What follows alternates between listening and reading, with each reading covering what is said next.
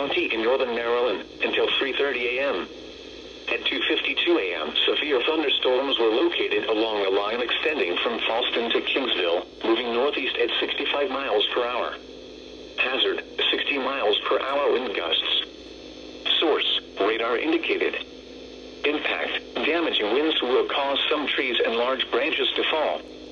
This could injure those outdoors, as well as damage homes and vehicles.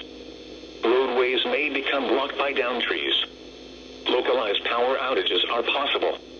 Unsecured light objects may become projectiles.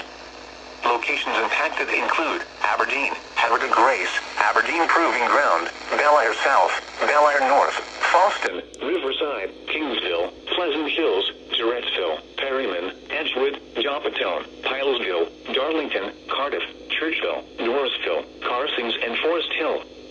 A tornado watch remains in effect until 4 a.m. for northern Maryland. For your protection, move to an interior room on the lowest floor of a building.